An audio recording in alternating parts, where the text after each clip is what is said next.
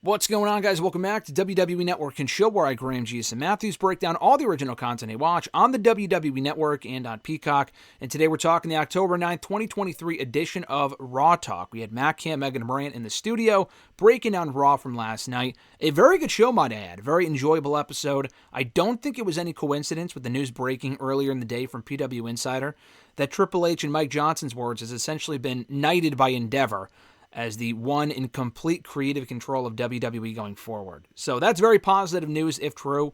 We've seen this song and dance before from WWE where Triple H is in complete creative control until he's not. So we'll see how it plays out. But Raw last night, I think, was a pretty positive indicator that that is indeed the case.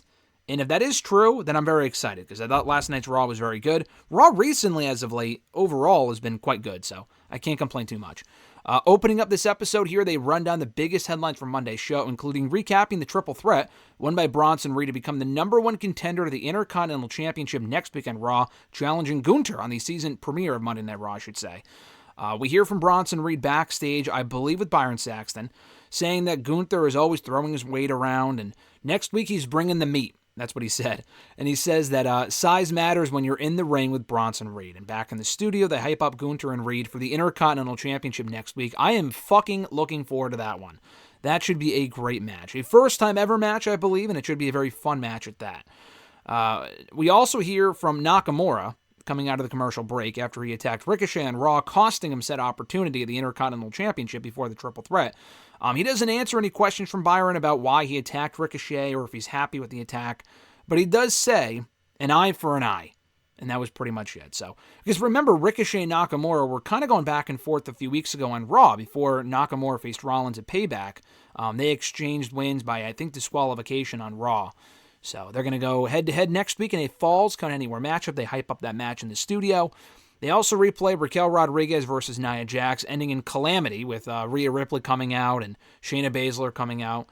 In the studio, they hype up Rhea Ripley versus Shayna next week. A rivalry renewed from NXT, actually, which is acknowledged by Matt Camp. Man, I feel fucking old thinking about how that was 4 years ago, almost exactly. Not in October, but in December, coming up this December, that Rhea unseated Shayna Baszler as the NXT Women's Champion. I know it was before COVID, but the fact it was 4 years ago, man, where does the time go? Jackie Redmond also backstage informs Piper Niven that her match has been made official with Natalya next week on Raw, so they'll go one-on-one. Chelsea Green calls Jackie's statement here a stupid question, and then Piper Niven says that Natalya will get the biggest beating of her life when they go one-on-one next week. In the studio, they hype up Natalya and Niven coming up next week. They also recap the opening segment with Rollins being saved by McIntyre against Judgment Day and McIntyre beating McDonough in a matter of minutes. They also recap the main event with Cody Rhodes and Jey Uso successfully retaining the undisputed WWE Tag Team titles against Kevin Owens and Sami Zayn in an excellent main event.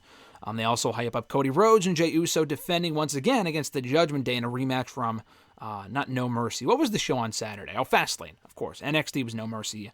The No Mercy show was an NXT show last weekend.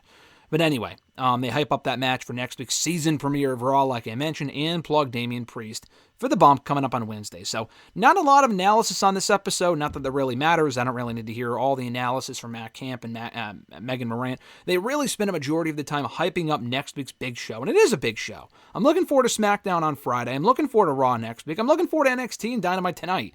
Before any of the season premiere shows of SmackDown and Raw, we're getting a pretty big Tuesday night war, so to speak, with NXT and Dynamite tonight. All the shit being announced and the pettiness from Tony Khan on Twitter, the pettiness from WWE, and adding the fucking Undertaker and John Cena among all people, of all people, on NXT tonight. So I'm looking forward to it. I actually cannot watch. I'm watching, I think, the first hour of NXT Live and maybe Dynamite too. Probably the buy-in. But I won't be able to watch the rest of it until I'll be out for a few hours and then I'm coming back. I'll watch it later on tonight. But I'm looking forward to it, so enjoy it as well. And as far as Raw Talk goes, decent episode here.